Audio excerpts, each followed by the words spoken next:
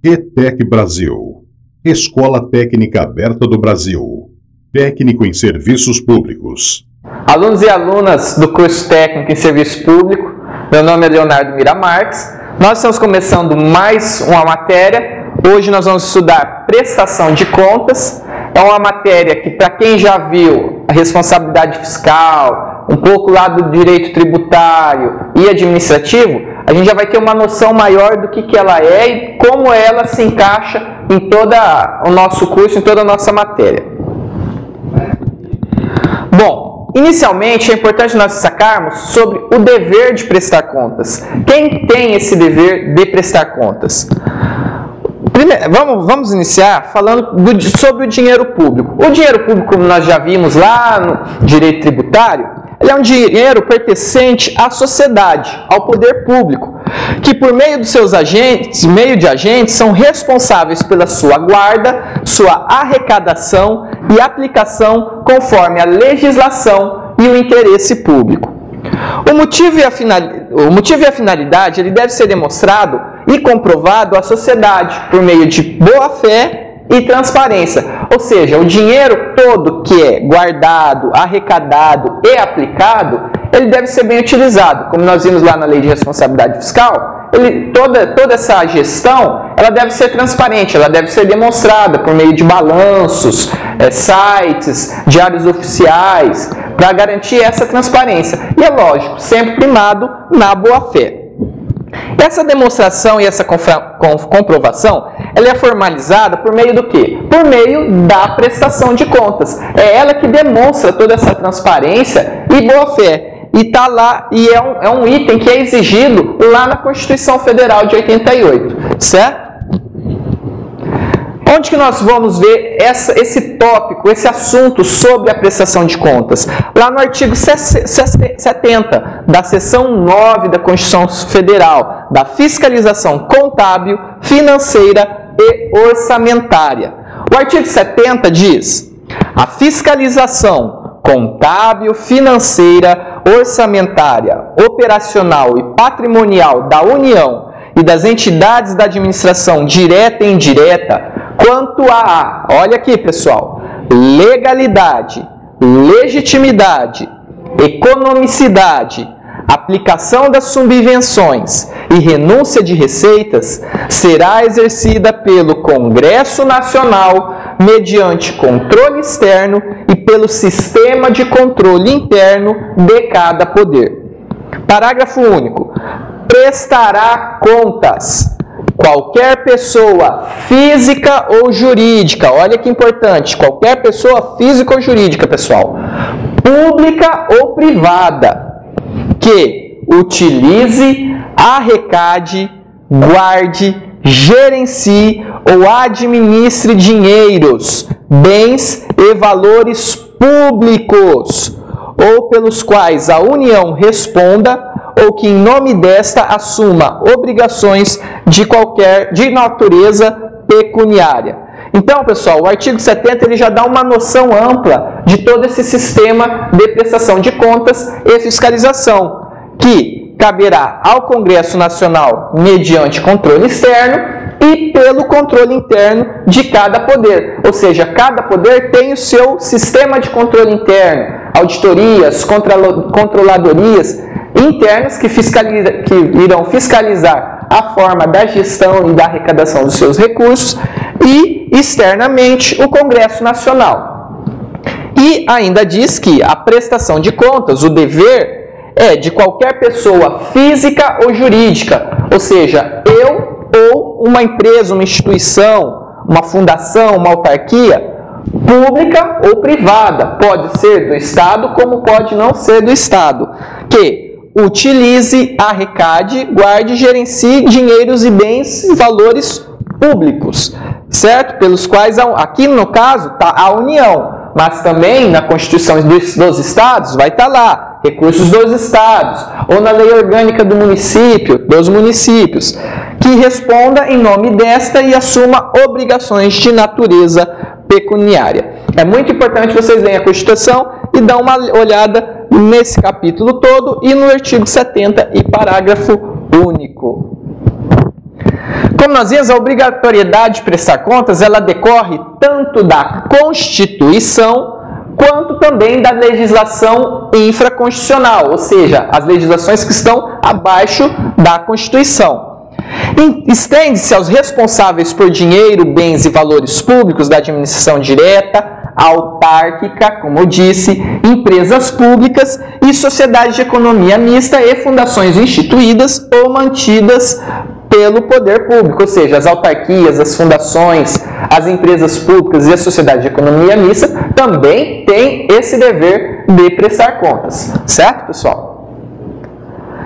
Aqui nós vamos dar uma passada bem rápido pela noção de administração pública que nós já vimos em outras matérias, em outras aulas. Então, bem por cima, o que é a administração pública?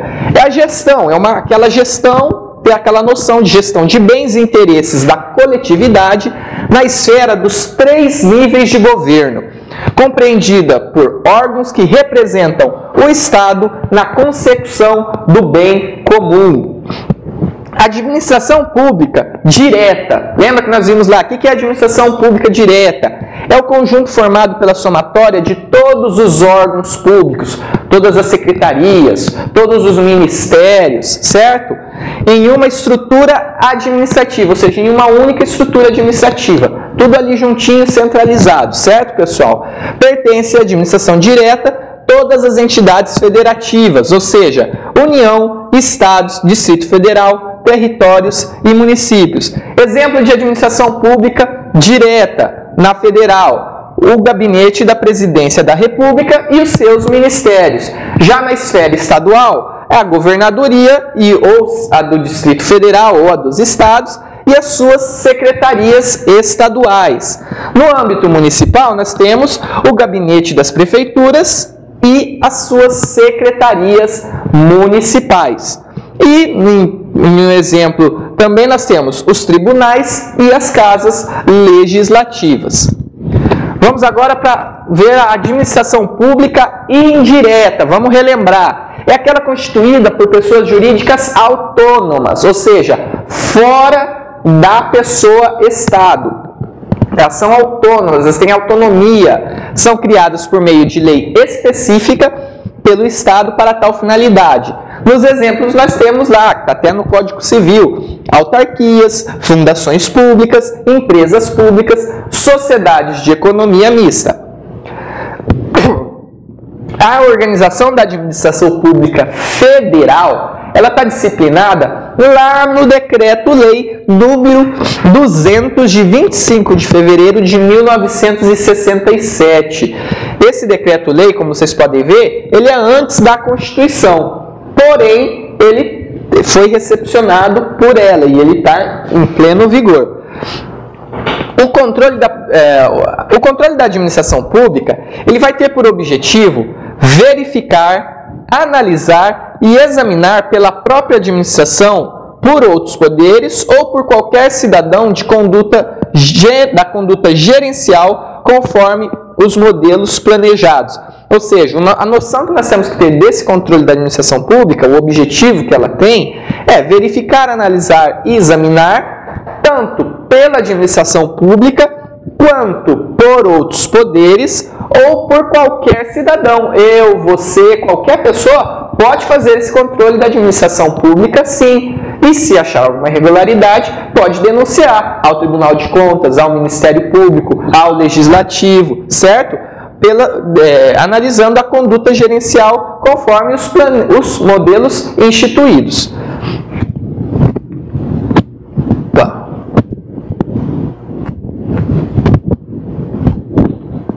Controle externo. Como nós vimos lá no artigo 70, o controle externo, a competência ele é exercido pelo poder legislativo. Então, ele é exercido por órgão diverso daquele que é controlado. Aquele exercido pelo poder legislativo com o auxílio do Tribunal de Contas.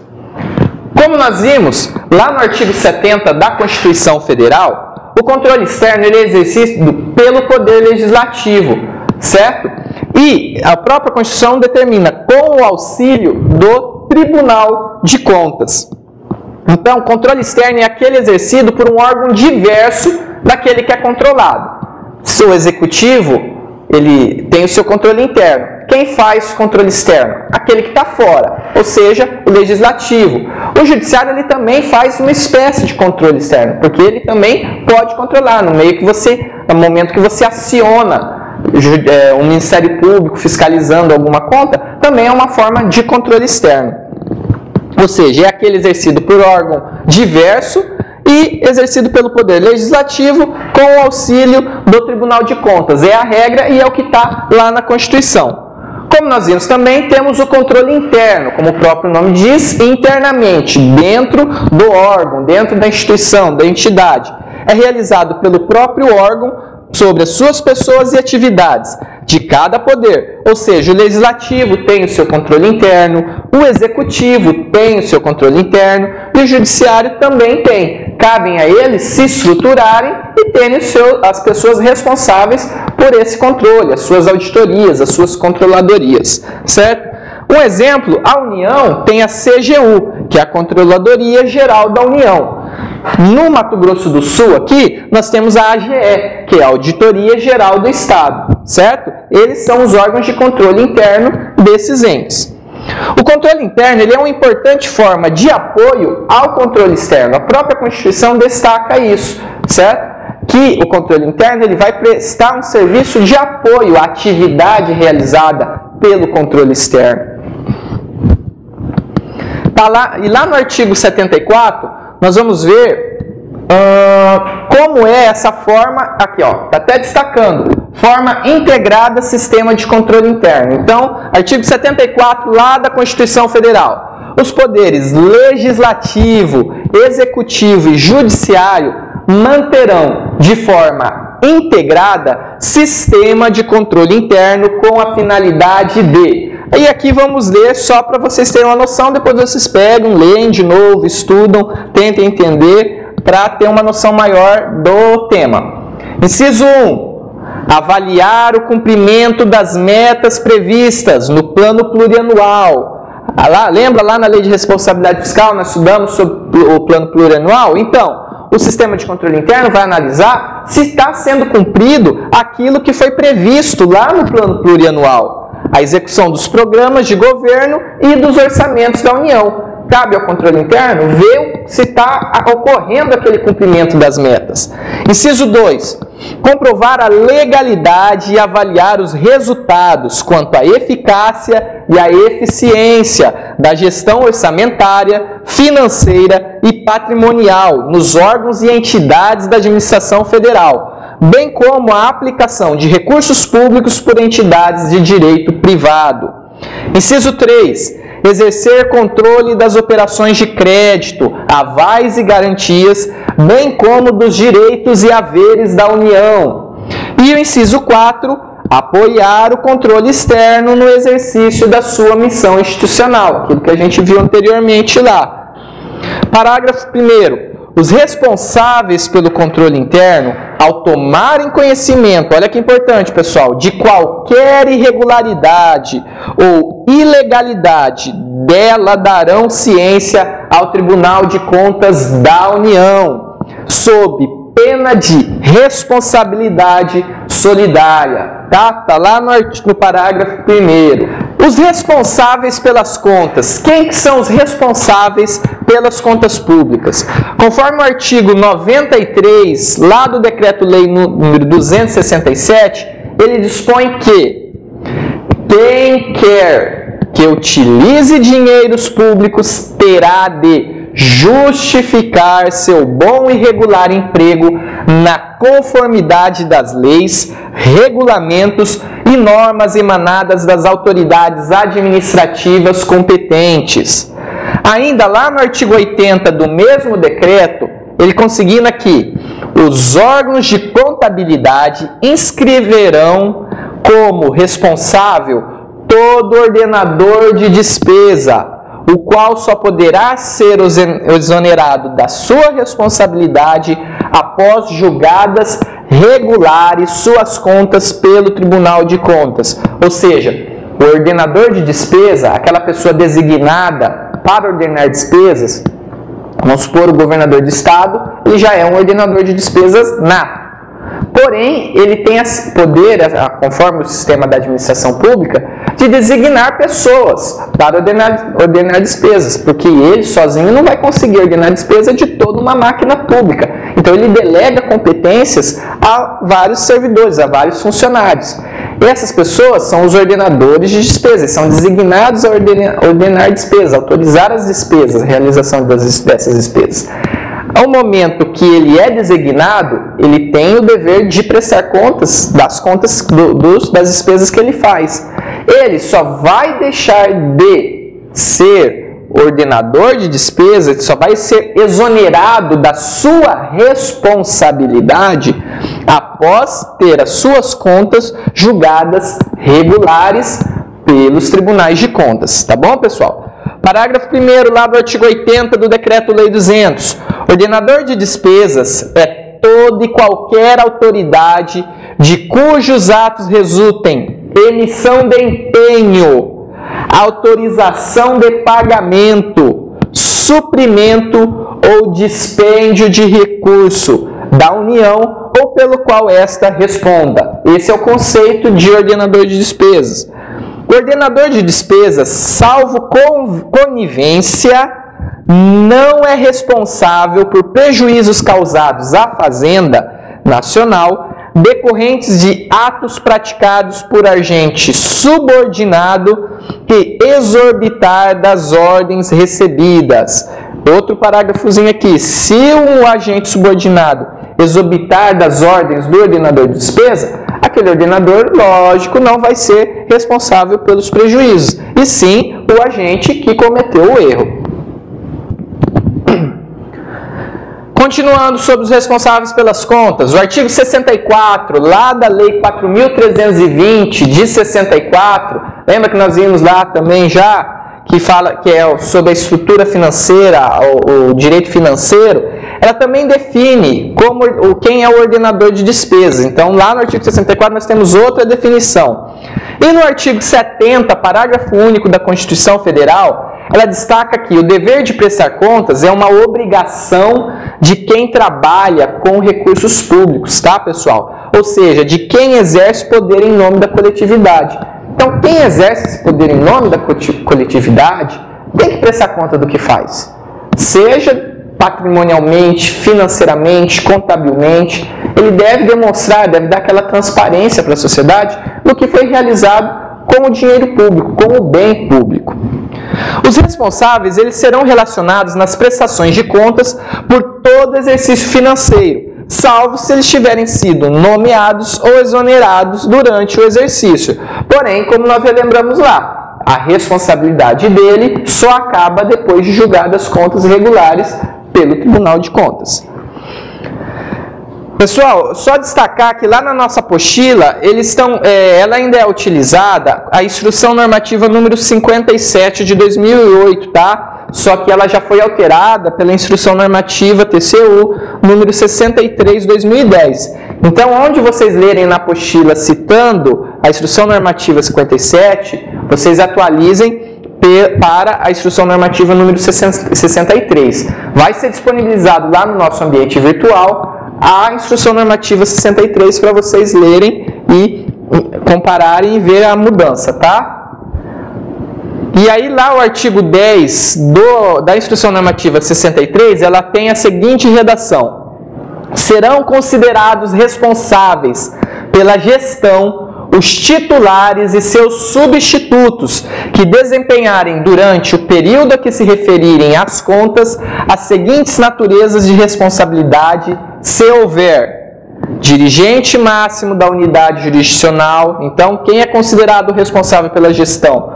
Os titulares e os seus substitutos que desempenharem durante todo o período a que se referirem as contas realizadas as seguintes naturezas de responsabilidade: o dirigente máximo da unidade jurisdicional, o membro de diretoria ou ocupante de cargo de direção no nível de hierarquia imediatamente inferior e sucessivo do dirigente que trata o inciso anterior, com base na estrutura de cargos aprovada pela unidade jurisdicionada, E 3, membro de órgão colegiado, que por definição legal, regimental ou estatutária, seja responsável por ato de gestão, que possa causar impacto na economicidade, eficiência e eficácia na gestão da unidade. Então, tudo isso aqui que a gente está vendo são quem são os responsáveis pelas contas, quem são os responsáveis pelas prestações de contas. E lá no parágrafo único, o tribunal poderá definir outras naturezas de responsabilidade na decisão normativa que trata o artigo 4º. Tribunal de Contas. Agora vamos entrar no conceito do que é o Tribunal de Contas, tá, pessoal? Ele é um órgão de controle responsável pela fiscalização dos recursos públicos. Ele é um órgão autônomo, independente dos demais poderes para tomar a sua decisão. Ou seja, o Tribunal de Contas, ele toma a sua decisão, ele se estrutura, ele decide toda a sua estrutura organizacional, assim como as suas decisões. Competências. As competências dos tribunais de contas está lá no artigo 71 da Constituição Federal de 88. E lá destaca aqui: controle externo a cargo do Congresso Nacional será exercido com auxílio do Tribunal de Contas da União. Então veja bem aqui, será exercido com auxílio. E aí vocês dizem, mas Leonardo, então o Tribunal de Contas ele é um órgão subordinado ao Congresso Nacional? Não.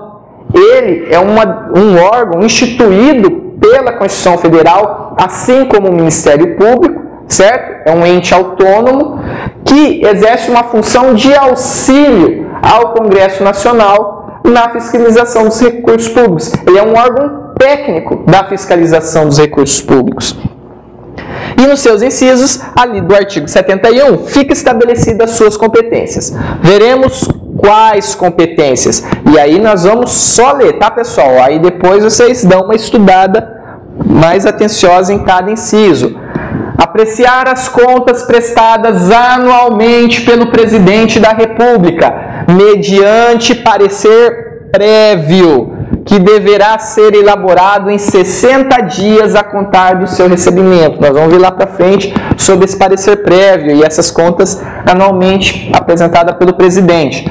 Notem aqui que a Constituição Federal ela trata do Tribunal de Contas da União, mas também isso aqui se aplica aos tribunais de contas dos estados, tá bom, pessoal? E aí nós só vamos fazer aquela interpretação que, no caso, se é estado, não é presidente da república, é governador.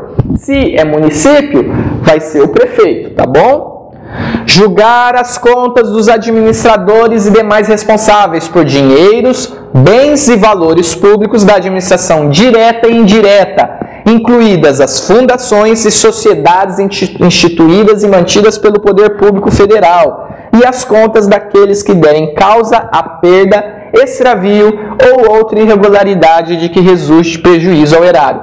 Ou seja, o inciso 2 já é a competência de julgar, tá, pessoal? O Tribunal de Contas aqui está exercendo uma competência de julgar contas. Aqui no 1, como nós podemos ver, é de apreciar contas e dar um parecer prévio. Aqui ele não julga. No segundo, ele está julgando a conta dos demais administradores e responsáveis por dinheiros. Inciso 3. Apreciar para fins de registro a legalidade dos atos de admissão de pessoal a qualquer título na administração direta e indireta, incluídas as fundações instituídas e mantidas pelo Poder Público, excetuadas as nomeações para cargo de provimento em comissão, bem como das concessões de aposentadorias, reformas e pensões, ressalvadas as melhorias posteriores que não alterem o fundamento legal do ato concessório. Então, no inciso 3, ele aprecia para fins de registro os atos de admissão de pessoal. É um inciso destacado a toda a gestão de pessoas, tá bom, pessoal? Inciso 4. Realizar por iniciativa própria da Câmara dos Deputados ou do Senado Federal ou de comissão técnica ou de inquérito, inspeções e auditorias de natureza contábil, financeira, orçamentária operacional e patrimonial nas unidades administrativas dos poderes legislativo, executivo e judiciário e demais entidades conferidas no inciso 2. Tá bom, pessoal? Aqui então é a realização de inspeções. Inciso 5. Fiscalizar as contas nacionais das empresas supranacionais de cujo capital social a União participe, de forma direta ou indireta nos termos do Tratado Constitutivo. Inciso 6. Fiscalizar a aplicação de quaisquer recursos repassados pela União, mediante convênio, acordo, ajuste ou outros instrumentos congêneres a Estado, ao Distrito Federal ou a município. Inciso 7. Prestar as informações solicitadas pelo Congresso Nacional, por qualquer de suas casas ou por qualquer das respectivas comissões, sobre fiscalização contábil, financeira, orçamentária, patrimonial e operacional, e sobre os resultados de auditorias e inspeções realizadas. Inciso 8. Aplicar aos responsáveis, em caso de ilegalidade de despesa ou irregularidade de contas, as sanções previstas em lei, que estabelecerá, entre outras combinações, multa proporcional ao dano causado ao erário. Tá bom, pessoal? Outro inciso bem importante. Inciso 9. Assinar prazo para que o órgão ou entidade adote providências necessárias ao exato cumprimento da lei, se verificada a ilegalidade. Inciso 10. Sustar, se não atendido, a execução do ato impugnado, comunicando a decisão à Câmara dos Deputados e ao Senado Federal. Inciso 11. Representar ao poder competente sobre irregularidades ou abusos apurados. Parágrafo 1º, lá do artigo. No caso de contrato, o ato de sustação será adotado diretamente, pessoal, pelo Congresso Nacional, não pelo TC, e sim diretamente pelo Congresso Nacional, que solicitará de imediato ao Poder Executivo as medidas cabíveis. Ou seja, o Tribunal de Contas, fiscalizando o contrato, encontra uma irregularidade, o ato de sustação daquele contrato, ele vai ser adotado diretamente pelo Congresso Nacional. Então, o Tribunal de Contas vai falar: olha, Congresso, esse contrato está irregular. Tome as atitudes, as providências necessárias para a sustação. E ele vai solicitar ao Poder Executivo que adote as medidas cabíveis. Se o Congresso Nacional ou o Poder Executivo, no prazo de 90 dias, não efetivar as medidas previstas no parágrafo anterior, o tribunal decidirá a respeito. Aí ele terá o poder de sustar o contrato. Entende a doutrina, certo, pessoal? As decisões do tribunal de que resulte imputação de débito ou multa terão eficácia de título executivo, ou seja, depois as procuradorias dos estados, ou a Advocacia Geral da União, ou a Procuradoria do município, poderá executar o responsável para que pague aquele débito, pague aquela dívida, aquela multa, tá bom, pessoal? Por meio dessa decisão que tem efeito de título executivo. E o tribunal ele encaminhará ao Congresso Nacional trimestral e anualmente o relatório de suas atividades. Lá no artigo 74 da Constituição, o parágrafo 1º também destaca que os responsáveis pelo controle interno, ao tomarem, conforme nós já vimos lá, tomarem conhecimento de qualquer irregularidade ou ilegalidade, darão ciência ao Tribunal de Contas da União, sob pena de responsabilidade solidária. E aí, no parágrafo 2º, destaca que qualquer cidadão, pessoal, qualquer de nós, cidadão, partido político, associação ou sindicato, é parte legítima para, na forma da lei, denunciar irregularidades ou ilegalidades perante o Tribunal de Contas da União. Assim também como nos tribunais de contas dos estados, tá bom? Então, se você, cidadão, se deparou a uma ilegalidade, a uma irregularidade numa gestão de contas, num gasto à toa de dinheiro público, um desvio, uma ilegalidade, você pode fazer essa denúncia ao Tribunal de Contas para que apure essa denúncia, essa irregularidade. Continuando aqui, finalzinho da competência. Como eu disse lá no começo, o vocábulo auxílio mencionado lá no artigo 71, ele não expressa ao Tribunal de Contas como um órgão subordinado e dependente do Poder Legislativo, mas sim como um órgão autônomo que possui características e competências próprias, que auxiliará o referido poder no exercício do controle. Quais são as funções dos tribunais de contas? Nós temos aí alguns tipos de funções que o Tribunal de Contas exerce com base lá naqueles incisos que nós vimos das competências. Então, a primeira função que nós vamos ver aqui é a função fiscalizadora. É aquela função fiscalizadora em sentido estrito, ou seja, pelo nome mesmo, fiscalizar. Visto que o TC ele é responsável pela fiscalização das contas públicas, conforme os incisos 3, que nós vimos, 4, 5 e 6 do artigo 71. O Tribunal de Contas ele também exerce a função consultiva, ou seja, é aquela quando o tribunal aprecia as contas apresentadas anualmente pelos chefes do Poder Executivo, lá no inciso 1, como nós vimos.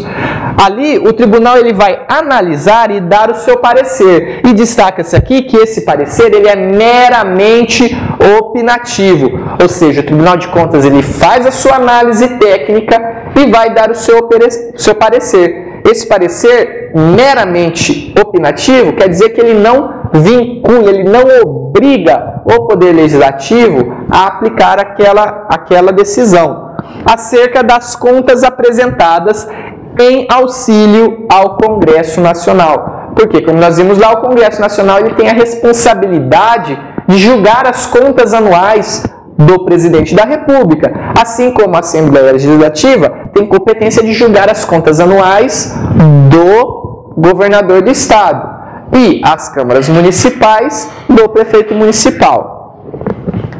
Ela é consultiva também quando elabora respostas a consultas a eles encaminhadas por autoridades devidamente competentes a respeito de assuntos que gerem dúvidas e que sejam de matéria de competência do tribunal. Essas consultas, elas devem ser claras e precisas, tá bom, pessoal? Então, a autoridade administrativa tem uma dúvida acerca da aplicação de determinada lei, ele pode fazer uma consulta aos tribunais de contas para que dê um parecer a respeito daquilo, certo?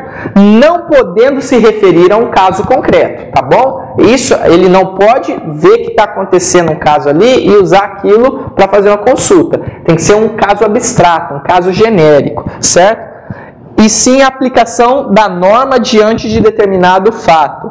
Esse efeito é vinculante. Aqui sim, no caso de consultas feitas pelos administradores ao Tribunal de Contas, esse parecer ele vincula os órgãos da administração pública, os seus jurisdicionados.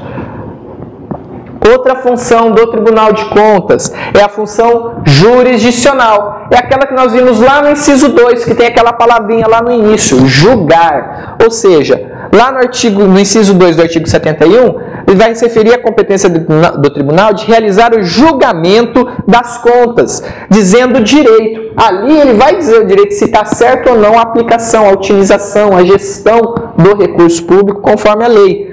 E a sua decisão não será passível, olha aqui pessoal, de revisão por parte do Poder Judiciário, a não ser em casos de manifesta ilegalidade, ou seja, se a decisão do Tribunal de Contas for ilegal, ou se essa decisão do Tribunal de Contas tiver desrespeitado princípios constitucionais ou devido processo legal, como o não cumprimento do contraditório e ampla defesa. Por exemplo, no caso de um julgamento de contas em que não seja dado direito à defesa àquele administrador público de se manifestar. Caso não seja feito isso, aí eu ainda posso entrar com recurso, posso entrar com uma ação no Poder Judiciário para discutir essa decisão do Tribunal de Contas.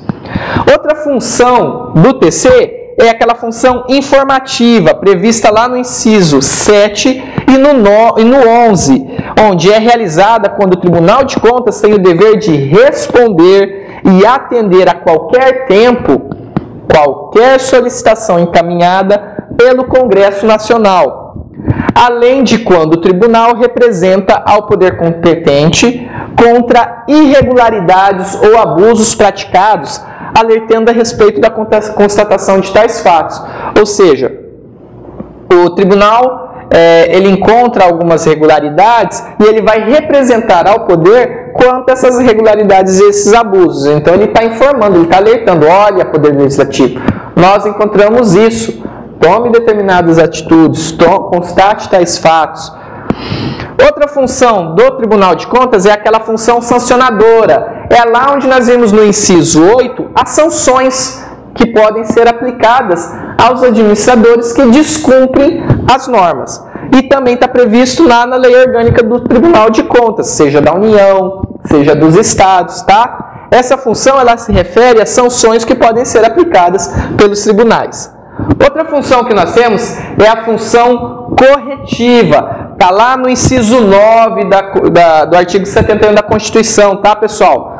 Onde o tribunal verifica qualquer ilegalidade envolvendo despesa e ele oferece prazo para que a entidade ou órgão busque sanar tal vício. E será oferecido a esse órgão um prazo para sua regularização, adotando medidas necessárias para o cumprimento da lei. Conforme vocês estão vendo, cada função, o seu nome designa qual é aquela função. Função sancionadora, sanções. Função corretiva, correção. E aí, na próxima, nós vamos ver a função de ouvidoria, que está previsto lá no artigo 1º, lá no parágrafo 1º, desculpe, e no parágrafo 2º do artigo 74 da Constituição Federal, que refere-se ao recebimento de denúncias, ou seja, ouvidoria, ouvir, que concerne ao recebimento de denúncias e representações comunicadas pelos responsáveis pelo controle interno ao tomar conhecimento de qualquer irregularidade, bem como do cidadão, partido político, associação ou sindicato que constatar ilegalidades. Estrutura dos tribunais de contas. O Tribunal de Contas da União ele é integrado por 9 ministros, sendo 6 deles escolhidos pelo Congresso Nacional e os demais pelo Presidente da República, com aprovação do Senado Federal, sendo 2 alternadamente escolhidos entre auditores e membros do Ministério Público junto ao Tribunal de Contas, certo, pessoal? E aí dá 9, 6 pelo Congresso Nacional e os outros 3 pelo Presidente da República, sendo que desses 3, 2 serão um de auditor, um de membro do Ministério Público de Contas, alternadamente. São requisitos para o cargo de ministros, está previsto lá no artigo 73, parágrafo 1º da Constituição Federal. 1. Ser brasileiro. Para ser ministro do Tribunal de Contas da União, há necessidade de ser brasileiro. 2. Ter mais de 35 e menos de 65 anos de idade. 3. Ter idoneidade moral e reputação ilibada. 4. Possuir notórios conhecimentos jurídicos, além de contábeis, econômicos, financeiros ou de administração pública. E 5. Ter mais de 10 anos de exercício de função ou de atividade profissional efetiva que exige os conhecimentos acima referidos. Os ministros dos Tribunais de Contas da União eles gozarão das mesmas prerrogativas, garantias e vencimentos dos ministros do Superior Tribunal de Justiça. Continuando com a estrutura, nos tribunais de contas estaduais e municipais, a denominação utilizada não é de ministro de tribunal, e sim de conselheiro de contas, tá bom? Conselheiro. E lá é constituído o tribunal pelo número de 7, são 7 conselheiros, conforme determina o artigo 75 da Constituição Federal. E ali, nesse mesmo artigo 75, dispõe que as normas estabelecidas na seção referente à fiscalização contábil, financeira e orçamentária serão aplicadas no que couber à organização, composição, fiscalização dos tribunais de contas dos estados e distritos federal, bem como tribunais e conselhos de contas dos municípios, ou seja, aplicam-se as mesmas regras no que couber a estes tribunais. Tá bom, pessoal? Quanto a... Vamos só dar uma geral aqui como que está a estrutura atual dos tribunais de contas no país. De início, a gente verifica no Brasil a existência do quê? De um Tribunal de Contas da União, que cuida dos recursos federais.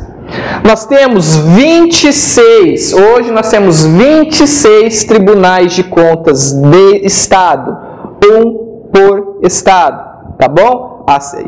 E junto com o Tribunal de Contas do Distrito Federal. No caso dos estados da Bahia, Ceará, Goiás e Pará, há um Tribunal de Contas dos municípios. Então, pessoal, além de ter o Tribunal de Contas do Estado da Bahia, nós também temos o Tribunal de Contas dos municípios do Estado da Bahia. Então, o Tribunal de Contas do Estado da Bahia vai fiscalizar somente as contas do Estado, na esfera estadual.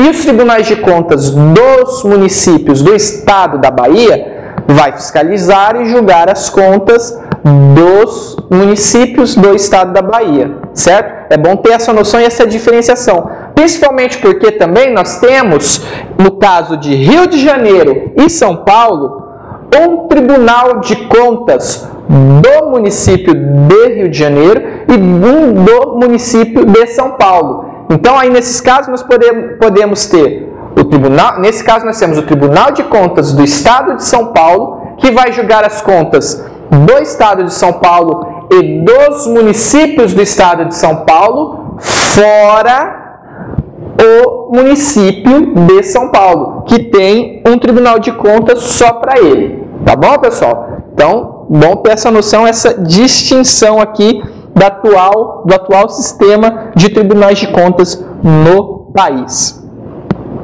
Há um Tribunal de Contas, como foi dito, do Distrito Federal, que tem jurisdição sobre todos os órgãos do Distrito Federal, que destaca se o Distrito Federal ele não pode se dividir em municípios, tá bom, pessoal?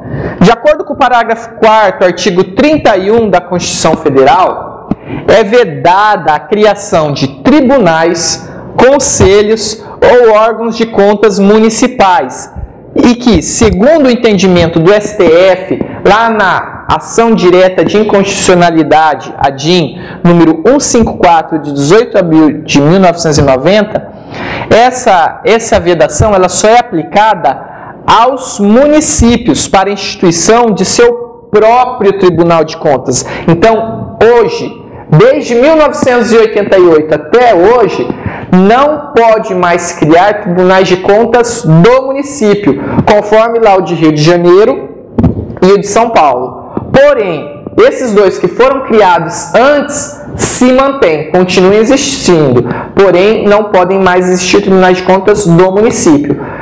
Importante destacar, dos municípios do estado ainda pode, como é o caso da Bahia, do Ceará, Pará. Se um outro estado que não tem resolver, ele pode criar daquele jeito. Agora eu não posso criar para um único município, tá bom, pessoal? Contas públicas. Agora nós vamos entrar no estudo da prestação de contas, na análise das contas públicas. Ela é realizada pelo TC, E aí essa conta pública ela pode ser julgada regular, ou seja, aquela expressa de forma clara, aquela conta que é expressa, ela está clara, está objetiva.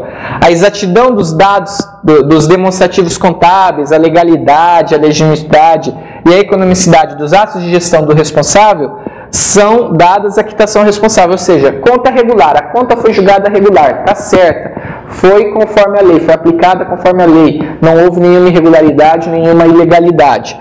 Porém, essa conta ela também pode ser julgada regular com ressalvas, que é quando evidenciar impropriedade ou qualquer falta de natureza formal que não resulte dano ao erário. Olha bem aqui, ela apesar de ter uma impropriedade ou alguma irregularidadezinha de natureza formal, não material, formal, que não vai resultar prejuízo ao erário, sendo determinada, vai ser determinada a adoção de medidas necessárias para a correção daquela impropriedade, ou seja, para regularizar, para prevenir que ocorram outras falhas semelhantes. Então aí vai ser julgada uma conta regular com ressalva. E aí fala, olha, corrija essa ressalva, ou da próxima vez não faça isso, tá, pessoal?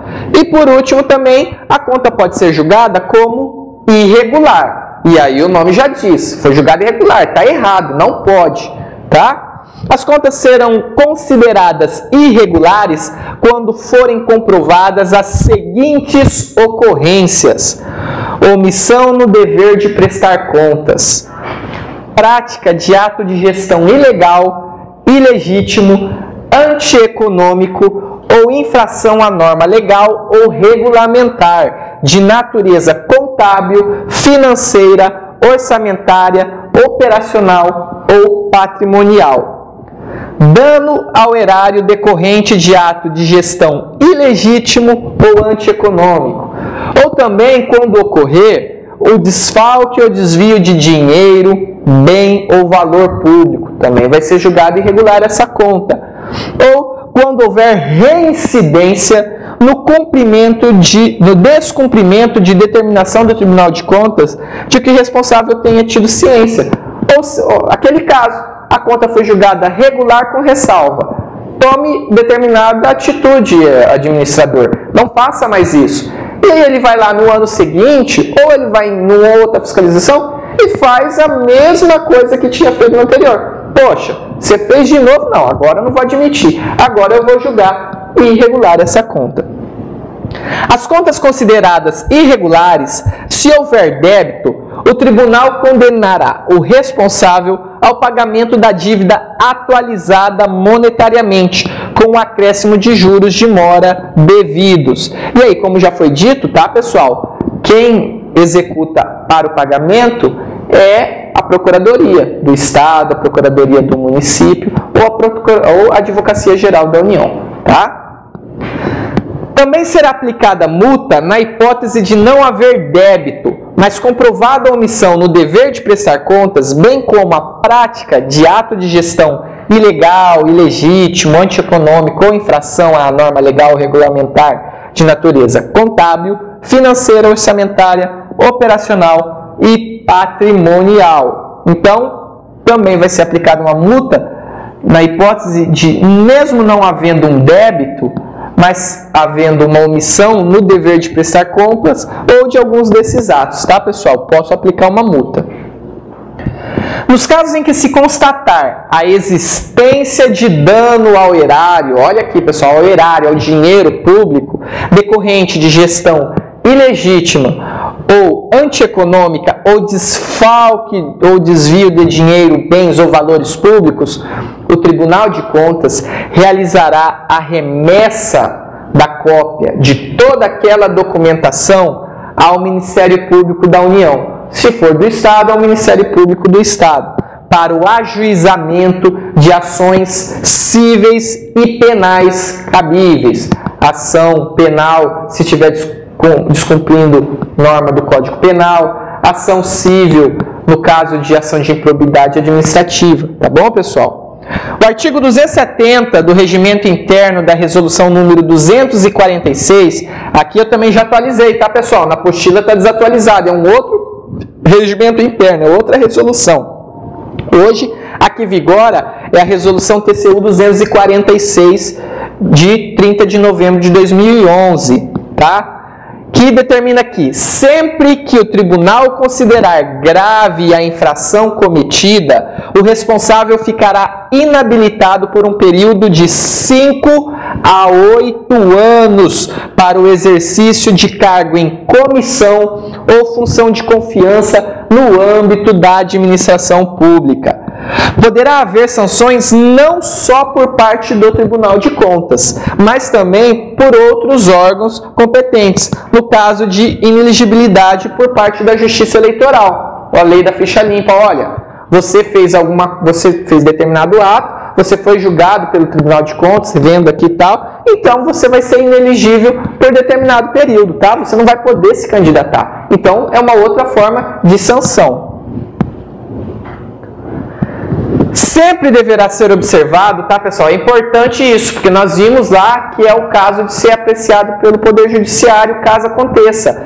Então, sempre tem que ser observado o direito da defesa. Todo mundo tem direito à defesa, a ampla defesa e o contraditório, com base lá, ó, o princípio do contraditório e ampla defesa determinado lá no artigo 55 da Constituição Federal. Isso é essencial. Qualquer coisa que não tenha dado o direito à defesa ao administrador público, à parte, é passível de anulação à decisão, tá? Convênios, pessoal. Análise de contas dos convênios. Está previsto lá no artigo 116. Os convênios eles são previstos, como nós vimos lá na aula de licitações, contratos e convênios da administração pública. A definição de convênio e até as suas especificações está lá no artigo 116 da Lei 8.666 de 93. Ele, de forma abrangente aqui, nós vamos tratar o convênio como qualquer transferência voluntária, tá, pessoal? Como ajuste, acordo, termo de cooperação e outros nomes, outros instrumentos congêneres. Eles são firmados por ato de declaração voluntária, tá? Entre pessoas jurídicas envolvidas, e por esse motivo os repasses das verbas eles são realizados por um fim específico, conforme nós vimos, é por uma determinada finalidade. Eu não posso celebrar um convênio sem finalidade e também não posso utilizar o recurso do convênio para outra finalidade. Nós também vimos isso aí lá na Lei de Responsabilidade Fiscal, no módulo anterior, tá?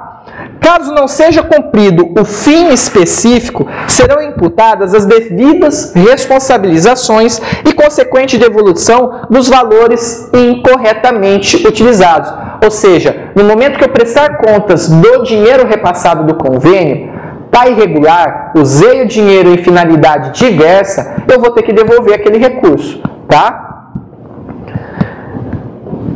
Próximo tópico. Definição, algumas definições que é importante a gente saber no caso do convênio. Concedente, quem concede é a administração pública. Pode ser a União para o Estado, a União para o município, o Estado para o município, tá? Então ele está concedendo verba pública.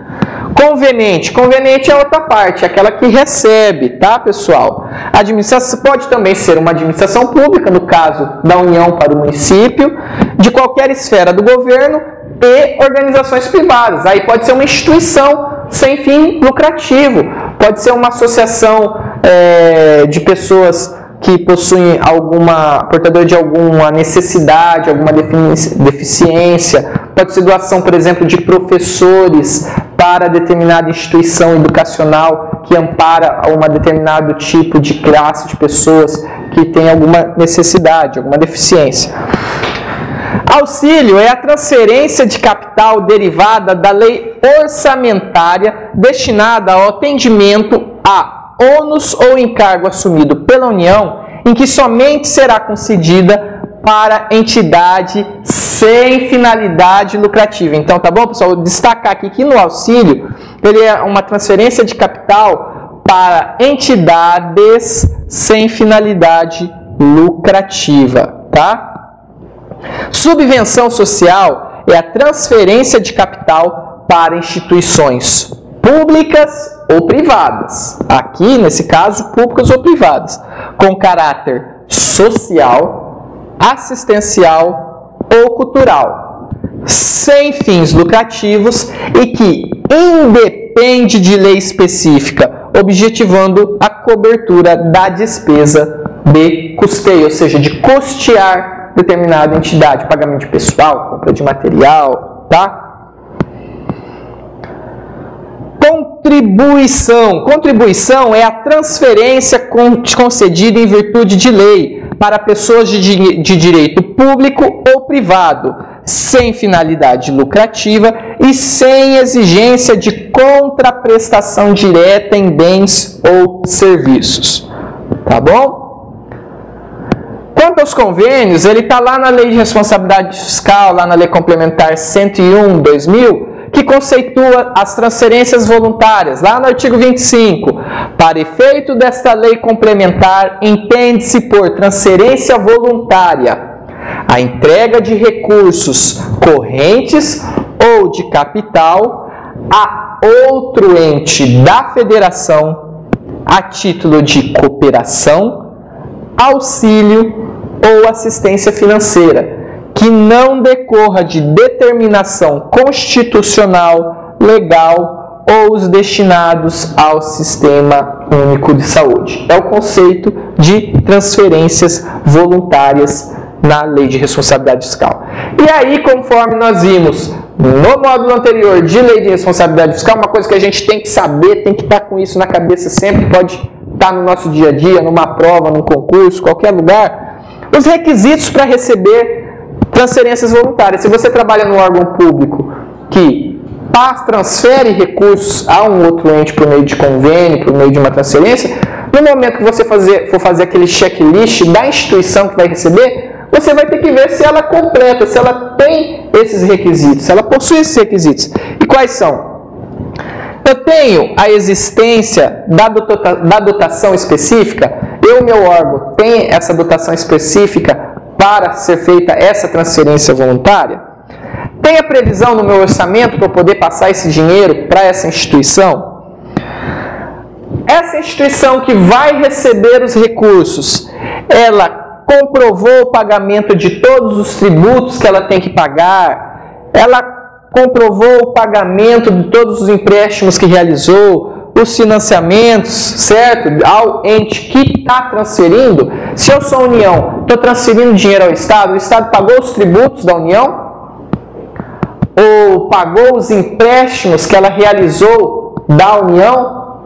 Os financiamentos que ela fez da União, ela pagou esse dinheiro para poder receber? Se ela tiver em débito em algum desses casos, ela não pode receber uma transferência voluntária.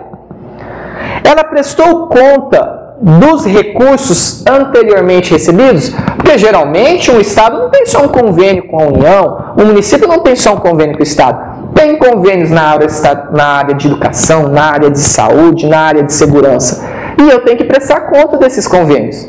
Eu prestei contas? Se eu presto contas, beleza, eu posso receber novas transferências de outros convênios. Agora, ao passo que eu não realizo a prestação de contas dos convênios anteriores, eu estou fadado ao fracasso no próximo convênio. Eu não vou receber recursos, porque eu não prestei contas do anterior. Cumprimento dos limites constitucionais referentes à educação e à saúde. Lá na Constituição tem limites para se utilizar com despesas na educação e na saúde. Se eu não cumprir esses limites, eu também não posso receber transferências voluntárias. E, por fim, a observância da impossibilidade de destinar esses recursos ao pagamento de despesas com pessoal ativo, inativo e pensionistas dos estados, do Distrito Federal e dos municípios, conforme o disposto no artigo 167, inciso 10 da Constituição Federal. Tá bom, pessoal?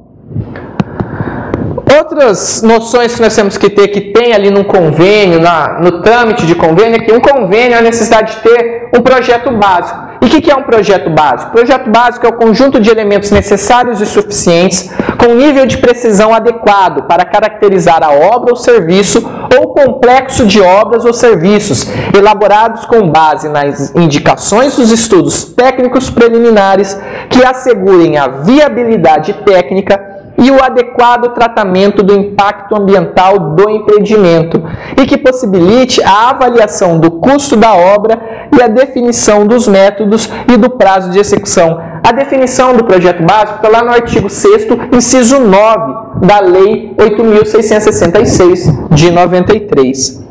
Vigência é uma outra coisa que nós temos que ter atenção também na gestão dos convênios, que ela deve ser expressa de acordo com as metas que forem estabelecidas, bem como pelo prazo previsto para a realização do objeto, sendo proibida a aplicação de recursos antes e depois da vigência do convênio. Então, eu não posso utilizar recurso de convênio nem antes, nem depois. Acabou o convênio, bal, não posso mais gastar recurso. Tá bom, pessoal?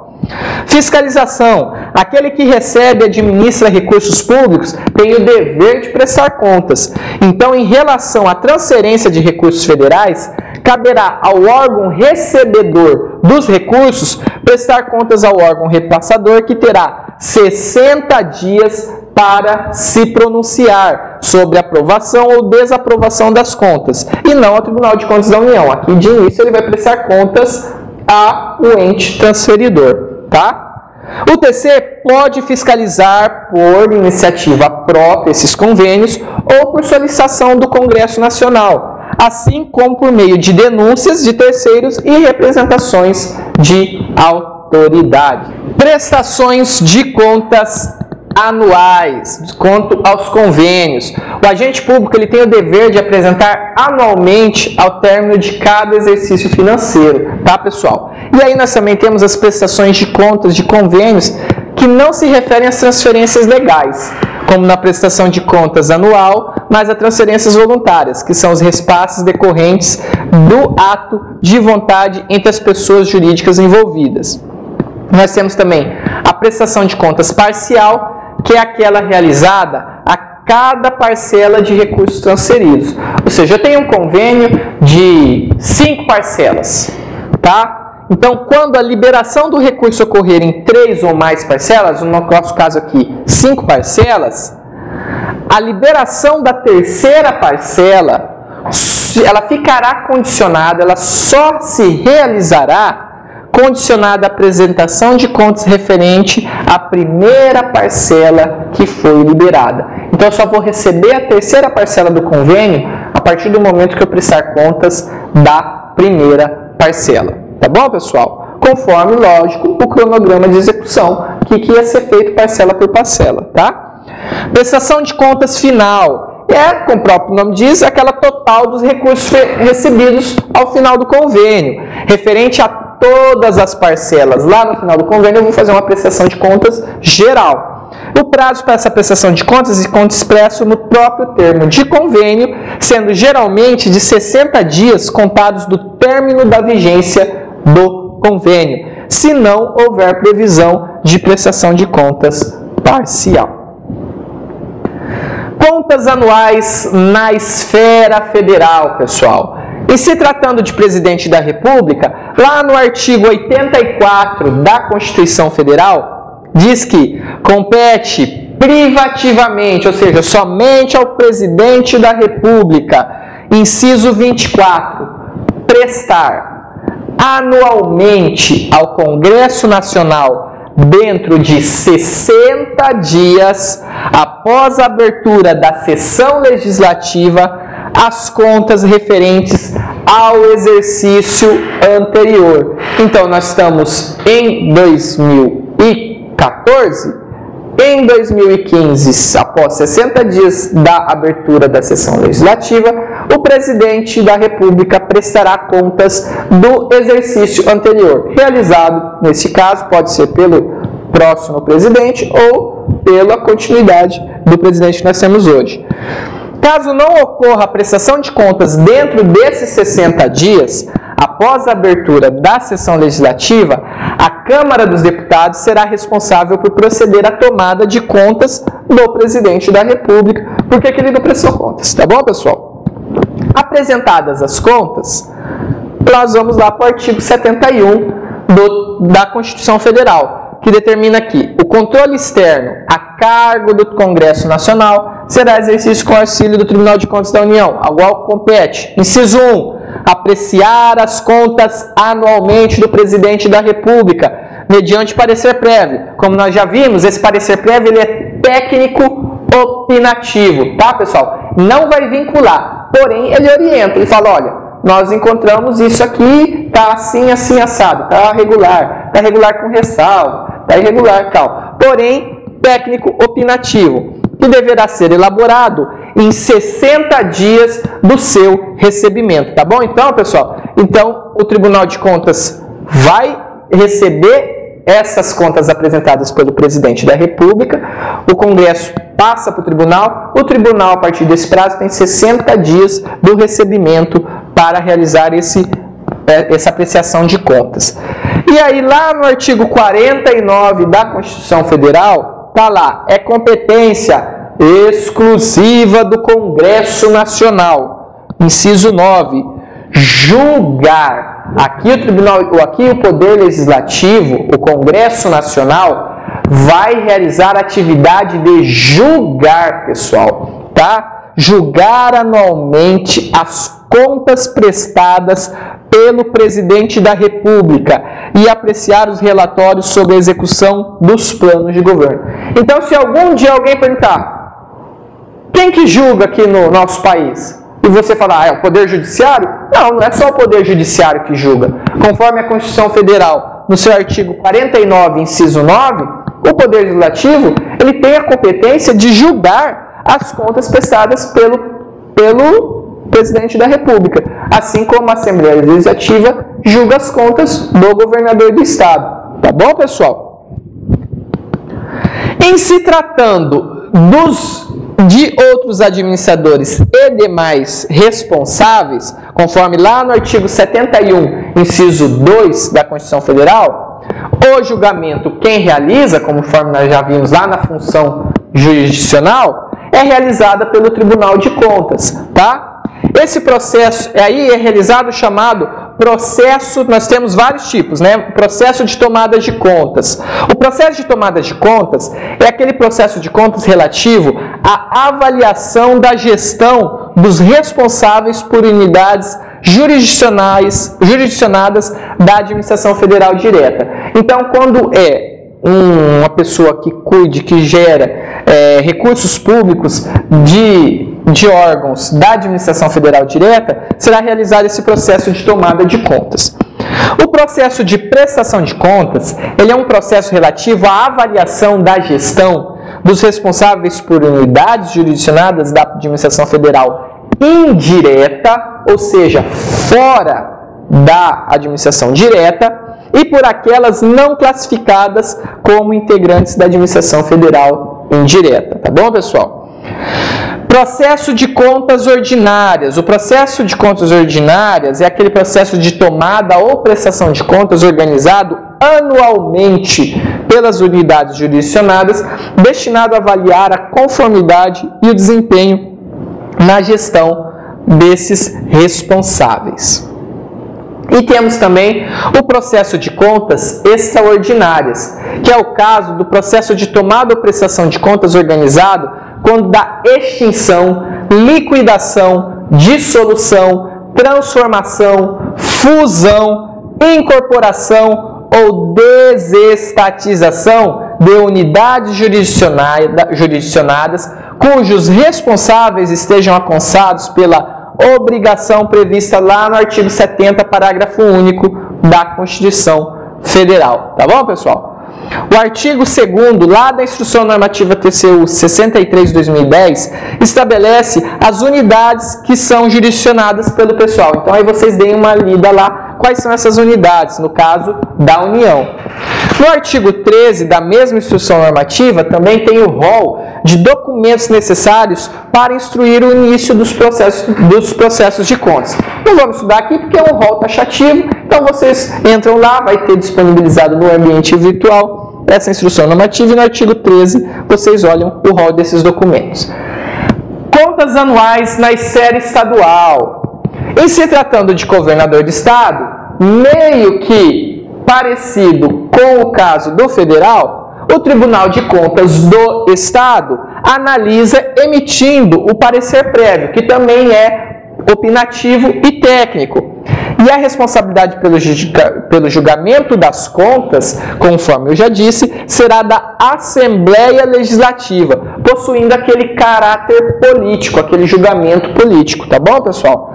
No artigo 89 aqui, vamos pegar para o nosso caso, que como é um curso técnico realizado aqui no estado de Mato Grosso do Sul, o artigo 89 da Constituição Estadual de Mato Grosso do Sul, da Constituição do Estado de Mato Grosso do Sul, não, 89 não, 87, desculpe aqui a divergência. Lá no artigo 87, destaca aqui: compete privativamente ao governador do Estado. Inciso 16. Prestar anualmente à Assembleia Legislativa, dentro de 60 dias da abertura da sessão legislativa, as contas referentes ao exercício anterior. Então é semelhante à Constituição Federal. Então lá no artigo 87 da Constituição do Estado de Mato Grosso do Sul, prevê também essa prestação de contas, o dever de prestar contas pelo governador do Estado, tá? E que também vai a Assembleia Legislativa realizar esse julgamento. Em se tratando dos demais administradores e responsáveis, no que tange as contas dos demais responsáveis por dinheiros públicos, o Tribunal de Contas caberá também a responsabilidade pelo julgamento. Aí sim, o Tribunal de Contas que vai realizar esse julgamento, e não a Assembleia Legislativa. Está previsto lá no artigo 77, inciso 2, da Constituição Estadual do Mato Grosso do Sul, no âmbito estadual. Contas anuais na esfera municipal, pessoal. Está lá no artigo 75 da Constituição Federal de 88. As normas estabelecidas nessa seção aplicam-se, no que couber, à organização, composição e fiscalização dos tribunais de contas dos estados e do Distrito Federal, bem como dos tribunais e conselhos de tribunais de contas. Constituição Federal de 88.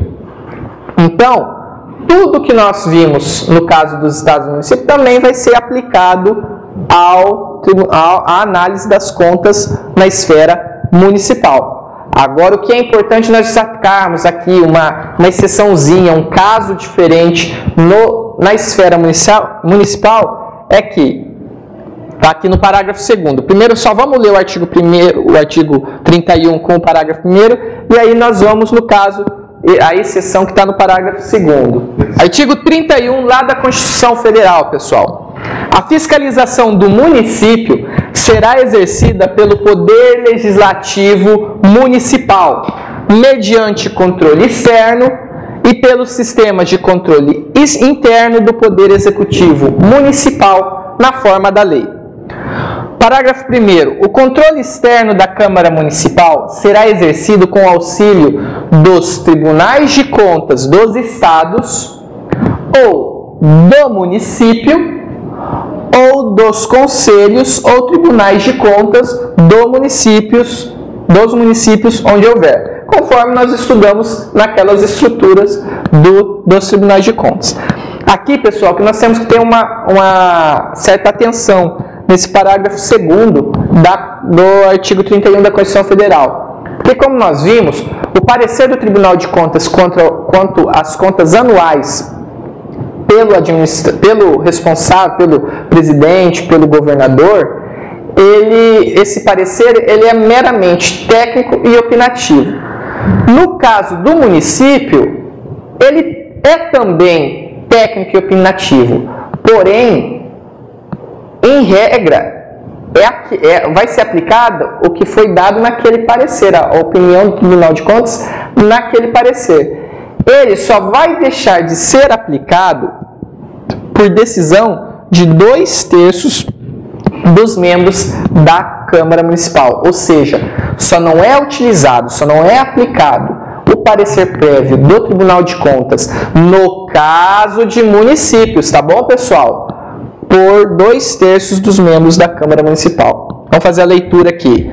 O parecer prévio emitido pelo órgão competente sobre as contas que o prefeito deve anualmente prestar só deixará de prevalecer por decisão de 2/3 dos membros da Câmara Municipal. Muita atenção nisso, tá, pessoal? Parágrafo 3º.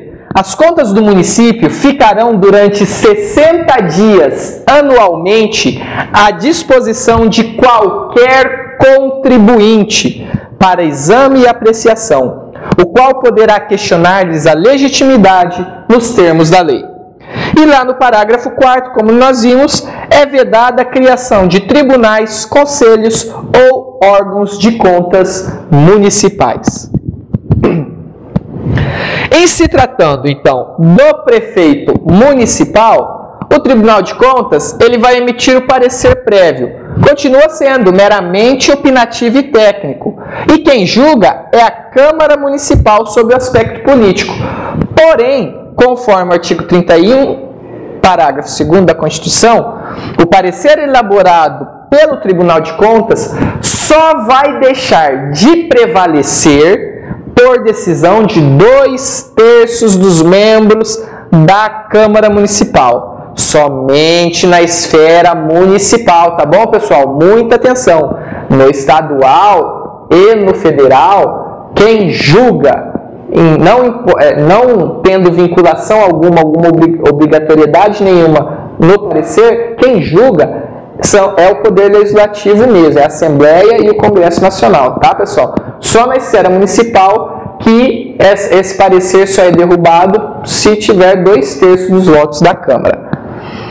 Em se tratando dos outros administradores irresponsáveis pelas prestações de contas, o julgamento pelo Tribunal de Contas está lá no artigo 77, inciso 2 da Constituição Estadual de Mato Grosso do Sul, tá? E o artigo 31, parágrafo 3º da Constituição, ele destaca o controle social em relação às contas municipais, que tem que ficar lá que tem que ficar à disposição durante 60 dias por ano de qualquer contribuinte para exame e apreciação quanto à sua legitimidade. Tá bom, pessoal? Próximo tópico aqui dentro da prestação de contas é a improbidade administrativa, tá, pessoal? O que é improbidade administrativa? É toda ação ou omissão que infrinja os deveres de honestidade, imparcialidade, legalidade e lealdade às instituições e quanto à responsabilização fiscal, levando à prática de ato proibido em lei ou regulamento e impeça a publicidade de atos oficiais, tá? A Lei de Improbidade Fiscal, ela é a Lei 8.429, de 2 de junho de 1992. Ela é uma lei de caráter civil, tá bom, pessoal? Ela é uma lei penal. Apesar de ela ter sanções, de ter penalidades, ela é uma lei civil.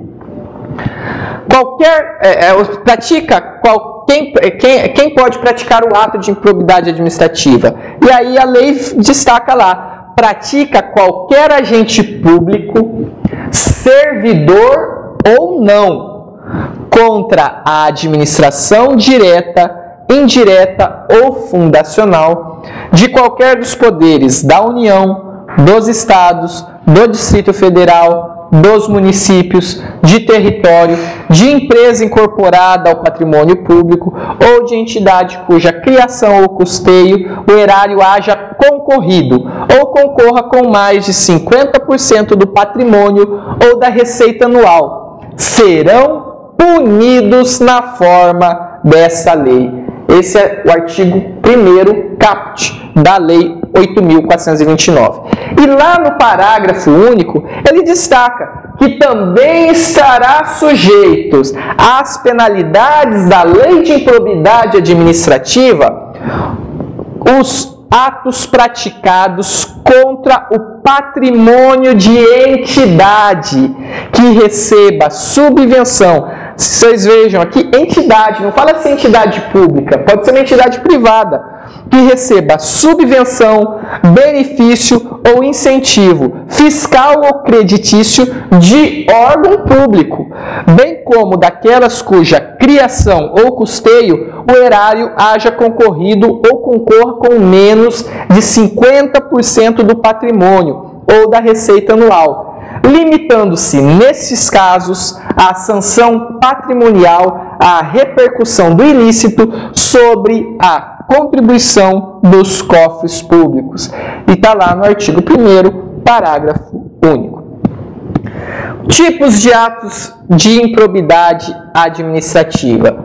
Nós temos 3 tipos de ato de improbidade, e aí lá na lei de improbidade ele fala quais os atos dentro de cada tipo. Então, o primeiro tipo que nós temos são os atos de improbidade administrativa que importam quanto enriquecimento ilícito. Ou seja, a pessoa que se enriquece ilicitamente com dinheiro público, por meio da administração pública, está insurgindo em ato de improbidade administrativa. E lá dentro da lei tem um rol de atos que entram dentro do enriquecimento ilícito. Outro tipo de ato de improbidade administrativa é o que causa prejuízo ao erário, prejuízo ao cofre público, ao bolso do Estado, tá bom, pessoal? Que também tem rols de atos que causam prejuízo ao erário. E por terceiro, é um mais genérico, que é aquele ato de improbidade administrativa que atenta contra os princípios da administração pública. Lembra lá o caput do artigo 37 da Constituição Federal? Aqueles princípios que nós já vimos um monte de vezes em aulas anteriores, em módulos anteriores? LIMP, legalidade, impessoalidade, moralidade, publicidade, eficiência, além de outros princípios que estejam implícitos na Constituição, tá bom, pessoal? E que sejam da administração pública. Então, esses são os 3 tipos de atos de improbidade administrativa. O artigo 12 da Lei 8.429 de 92, constam as penalidades conforme o tipo de ato. Então, se você praticou o ato que importa enriquecimento ilícito, ele vai ter as suas penalidades. Se for contra o prejuízo ao erário, ele vai ter lá o rol das penalidades. E se for contra os princípios da administração, também o rol das penalidades. Em todos os atos de improbidade administrativa, é importante destacar que há ocorrência de ressarcimento integral do dano, quando houver um dano, tá bom, pessoal? Então, em todos, há esse ressarcimento integral do dano, quando houver, tá bom? Lei de responsabilidade fiscal. Esse aqui eu vou dar uma passada mais rápida, né, pessoal? Porque foi o nosso módulo anterior, então ainda está fresquinho na cabeça de vocês. Mas também não vou falar que não vai cair na avaliação nossa, nos nossos estudos, tá bom? Está lá na Lei Complementar 101, de 4 de maio de 2000, que estabelece as normas gerenciais de responsabilidade e transparência na gestão fiscal, estimulando o controle social e complementando a atuação dos órgãos governamentais que exercem atividade de controle. Ele regulamenta o artigo 163 e 169 da Constituição sobre o tema finanças públicas. E lá nós podemos ver que a Lei de Responsabilidade Fiscal ela institui modelos de controle e limitações de gastos públicos. A Lei de Responsabilidade Fiscal, como nós vimos, ela objetiva a transparência na gestão fiscal, que é o principal instrumento para o controle social. E os instrumentos de transparência são os planos, orçamentos e leis de diretrizes orçamentárias, como nós vimos, as prestações de contas e o respectivo parecer prévio, Tribunal de Contas, o relatório resumido da execução orçamentária e a sua versão simplificada, e relatório de gestão fiscal e sua versão simplificada. Ainda quanto à Lei de Responsabilidade Fiscal, cada governante ele terá que emitir ao final de cada quadrimestre e publicar até 30 dias após o encerramento do período correspondente o respectivo relatório de gestão fiscal, informando toda a atividade financeira da administração e permitindo a sua consulta e apreciação por qualquer cidadão. Tá bom, pessoal? Cada governante ainda deverá publicar até 30 dias após o encerramento de cada bimestre o relatório resumido da execução orçamentária, contendo balanço orçamentário e demonstrativo de execução. Os artigos 56 a 58 da Lei de Responsabilidade Fiscal, gente, referem-se às prestações de contas dos chefes do Poder Executivo, que deverão conter, além, olha só, aqui é importante quanto à prestação de contas que está descrito lá na Lei de Responsabilidade Fiscal. Além das próprias contas do Poder Executivo, aquela prestação de contas anual que ele faz, ele também vai colocar as contas dos presidentes dos órgãos dos poderes legislativo e judiciário do chefe do Ministério Público, que receberão análise em separado pelo respectivo Tribunal de Contas no prazo de 60 dias do seu recebimento, se outro prazo não tiver estabelecido nas constituições estaduais ou nas leis orgânicas municipais. Próximo tópico, tomada de contas especial, pessoal, também conhecida como TCE. Caso se verifiquem irregularidades e ilegalidades que resultem dano à administração pública federal, e aí aqui a gente também utiliza estadual, municipal, a autoridade administrativa competente deve adotar providências para a apuração dos fatos, a identificação dos responsáveis e a quantificação do dano e obtenção do ressarcimento. Ou seja, se verificada qualquer uma irregularidade ou ilegalidade, eu tenho que proceder a esses atos, tá? Apuração do fato, identificação do responsável, quantificação e obtenção do ressarcimento. A ausência dessas providências, se eu, gestor público, vejo que tem essas irregularidades e não tomo nenhuma providência no prazo de 180 dias, caracteriza uma grave infração à norma legal e sujeita a autoridade administrativa omissa à responsabilização solidária e às sanções cabíveis, certo? Esse prazo de 180 dias, ele deve ser contado nos casos de omissão no dever de prestar contas e de não comprovação de aplicação de recursos repassados da data fixada para a apresentação da prestação de contas. E nos demais casos, da data do evento, quando conhecida, ou da data de ciência do fato pela administração. Esgotada as medidas administrativas internas, sem obtenção do ressarcimento pretendido, a autoridade administrativa competente ela deve providenciar a imediata instauração de tomada de contas especial. Tomada de contas especial. A tomada de contas especial, pessoal, definindo, ela é um instituto processual extraordinário, que, em um primeiro momento, ela verifica a regularidade na guarda e aplicação do patrimônio público. E, posteriormente, ela verifica a existência ou não de dano ao erário, a data em que ocorreu o fato e o nome dos responsáveis, sempre em observância aos princípios do contraditório e da ampla defesa.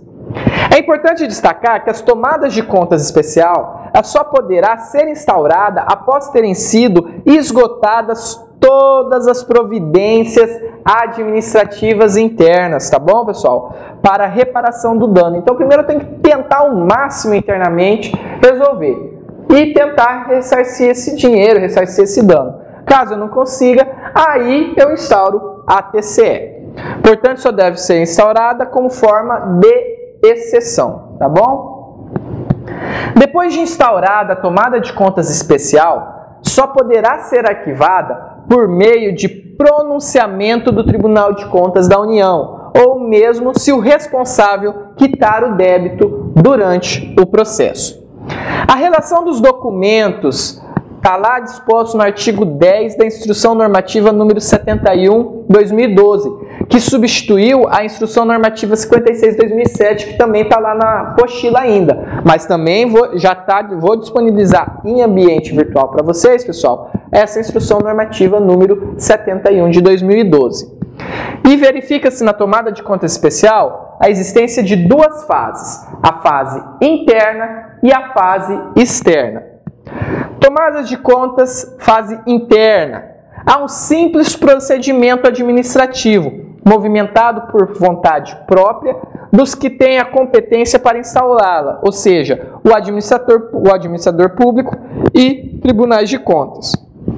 Instaurada tanto pelos órgãos e pela administração pública, quanto por determinação do próprio... Então, essa tomada de contas interna, ela é instaurada tanto pelos órgãos e entidades da administração pública, quanto por determinação do Tribunal de Contas.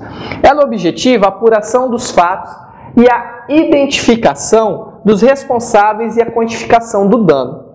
O administrador público, antes de formalizar a tomada de conta especial, ele pode promover outros procedimentos administrativos, como auditorias, inspeções ou diligências, com o objetivo de esclarecer melhor os fatos, tá bom, pessoal? Realizados os procedimentos e configurado dano ao erário, sem comprovação de má-fé do responsável, o recolhimento do débito irá desobrigar o administrador público do dever de instaurar a TCE, devendo ser esclarecido na tomada ou prestação de contas encaminhada anualmente ao Tribunal de Contas, tá, pessoal? Porém, se verificada a má-fé, mesmo que recolhido o débito na fase administrativa, a documentação deve ser encaminhada ao Tribunal de Contas sob a forma de representação e não de tomadas de contas especial, para punição do responsável. Caso o débito for recolhido após a instauração da tomada de contas especial, essa deve ser remetida ainda assim para o Tribunal de Contas, porque apenas o Tribunal de Contas tem competência para julgá-la e dar baixa a essa responsabilidade do responsável em relação ao débito. Caso o dano seja inferior a essa quantia determinada pelo TCU lá na instrução normativa, ou já tenha sido recolhido o débito imputado antes do encaminhamento da tomada de contas especial ao tribunal, comprovada a boa-fé do gestor e a inexistência de outras irregularidades, a elaboração da tomada de contas especial será realizada de forma simplificada, por meio de demonstrativo e anexada às respectivas contas anuais do administrador público para um julgamento em conjunto.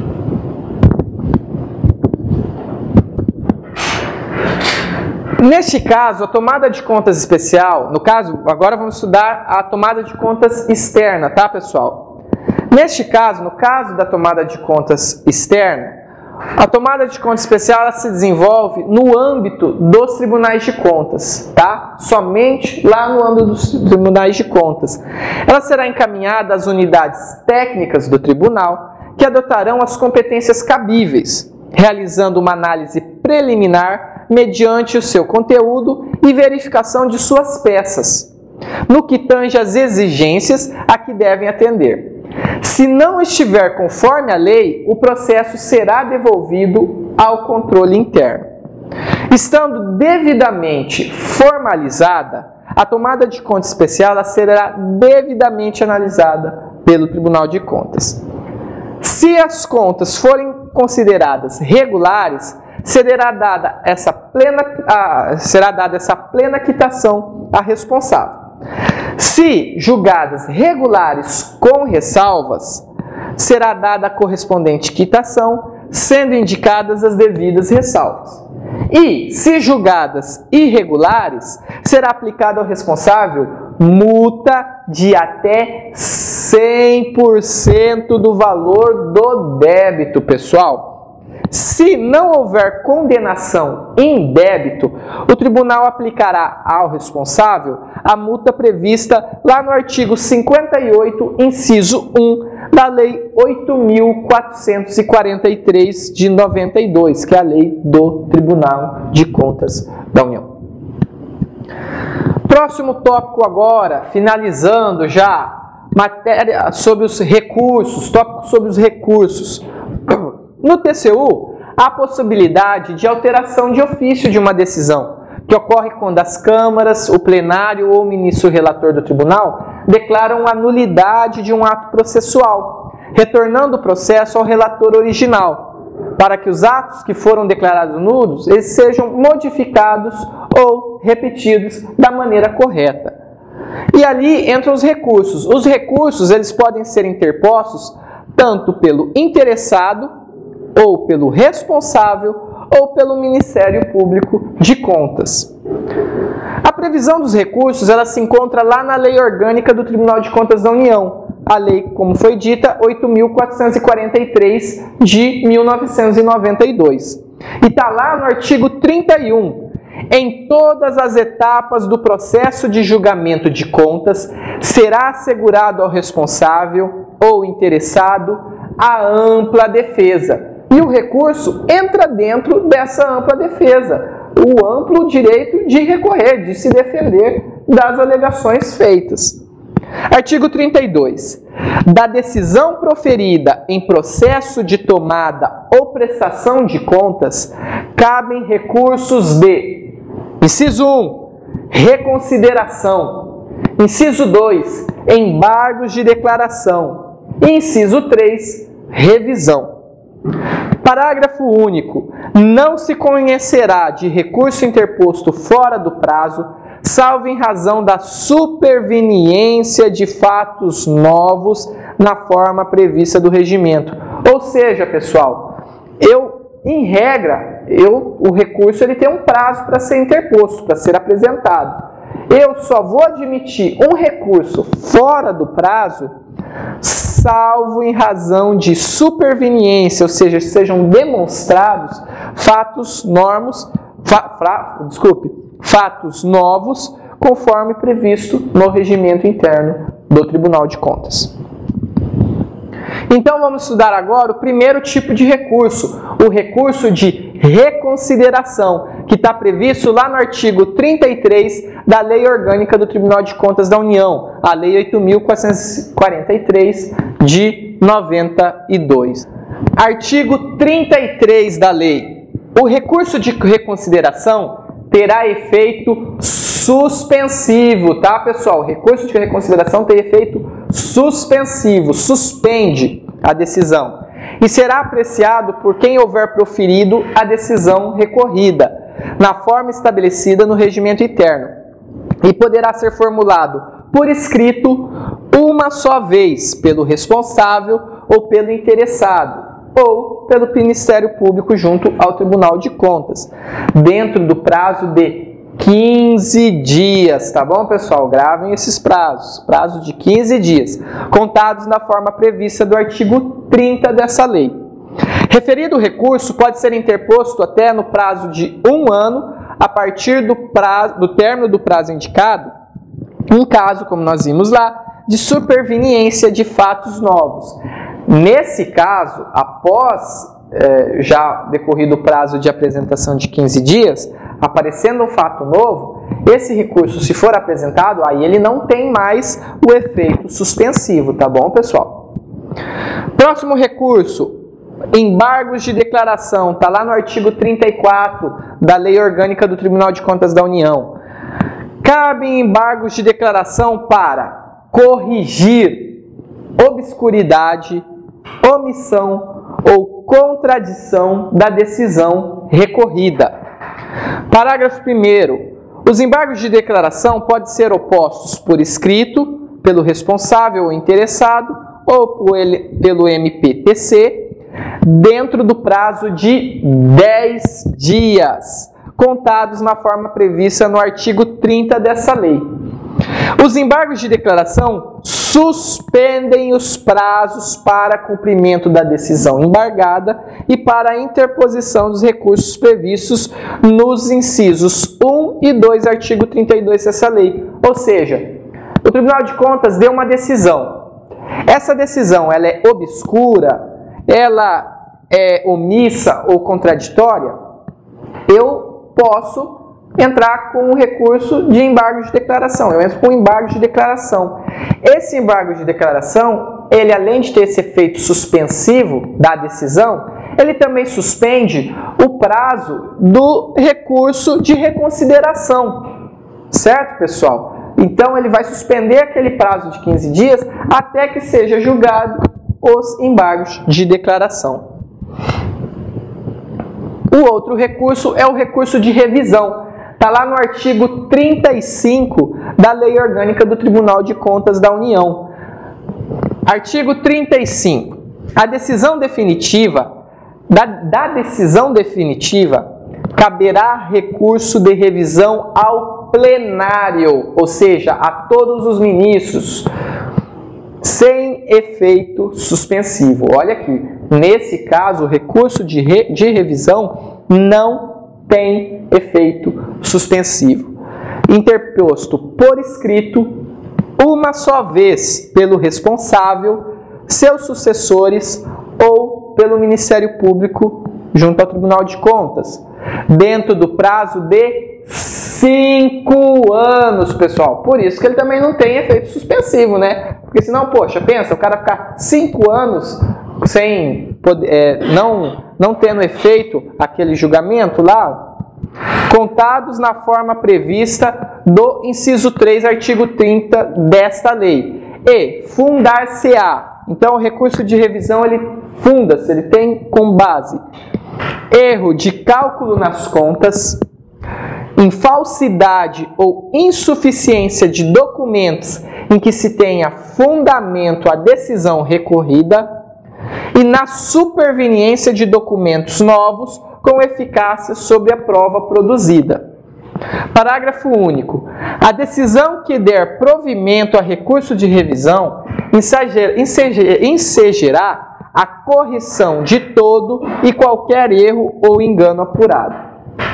Pessoal, não cabe recurso contra a decisão que converte processo de fiscalização em tomada de contas em especial. Aqui, vamos só recapitular aqui para esclarecer.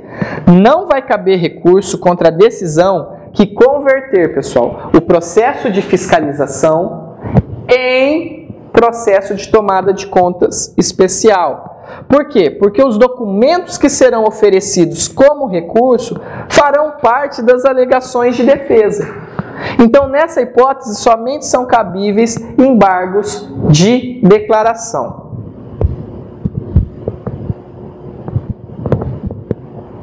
Artigo 277, lá do Regimento Interno do Tribunal de Contas, a resolução TCU 246, ela possibilita também a interposição de mais 2 recursos no âmbito do TCU. Quais sejam? O pedido de reexame, que está lá no artigo 286 da resolução. Cabe pedido de reexame de decisão de mérito proferida em processo concernente a ato sujeito a registro e a fiscalização de atos e contratos. Parágrafo único. O pedido de reexame aplicam-se às disposições do caput e dos parágrafos do artigo 285. O prazo para interposição desse recurso é de 15 dias. E note-se que é atos sujeitos a registro, ou seja, aqueles atos de admissão de pessoal e concessão e pensões de aposentadoria. Lembra que lá nos incisos do artigo 71, nós temos lá que cabe aos tribunais de contas apreciar atos de admissão de pessoal e concessão de aposentadoria? Então, nesse caso aqui, cabe esse recurso de pedido de reexame. E referido recurso pode ser interposto no prazo de até um ano, a partir do término do prazo indicado, em face de superveniências de fatos novos, nesse caso, não tendo efeito suspensivo. Outro recurso que é previsto lá no artigo 289 da Resolução TCU 246, da Resolução 246, é o agravo, pessoal. E está lá no artigo 289 da seguinte redação: de despacho decisório do presidente do tribunal, de presidente da Câmara ou de relator desfavorável à parte e da medida cautelar adotada com fundamento no artigo 276, cabe agravo. no prazo de 5 dias contados na forma do artigo 183. Ou seja, de despacho decisório de presidente, ou de presidente de Câmara, ou do relator desfavorável, ou de uma decisão de medida cautelar, vai caber o recurso de agravo. Parágrafo 1º. Interposto o agravo, o presidente do tribunal, o presidente da Câmara ou o relator poderá reformar o seu despacho ou submeter o feito à apreciação do colegiado competente para o julgamento do mérito do processo. Nos demais tribunais de contas, cabe a cada um regulamentar, tá bom, pessoal? A respeito dos possíveis recursos interpostos contra as suas decisões. Pode ser que tenha agravo, pode ser que tenha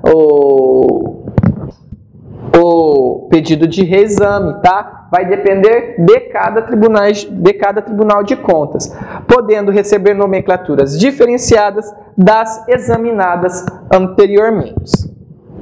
E aqui, pessoal, só para finalizar, vou destacar que, conforme já falei, a apostila ela está usando ainda algumas normatizações que já foram substituídas. Então, no caso da resolução TCU 155/2002, Regimento Interno, foi revogado e hoje vigora a resolução do TCU 246 de 30 de novembro de 2011. Essa nossa apostila foi feita no ano de 2009, então ela já ainda estava usando aquela legislação. A instrução normativa do TCU número 57 de 2008 foi revogada pela instrução normativa TCU número 63 de 2010, que é a que vigora. E a instrução normativa 56 de 2007 foi revogada pela instrução normativa 71 de 2012. Então, pessoal, estamos finalizando a nossa matéria. Muito obrigado a todos vocês. Foi um prazer estar todo esse curso. Estou finalizando a minha participação nesse curso com a matéria de prestação de contas. Foi um grande prazer trabalhar com vocês, estudarmos juntos, discutirmos essa matéria e até os nossos próximos encontros que tivermos. Um grande abraço. Até mais.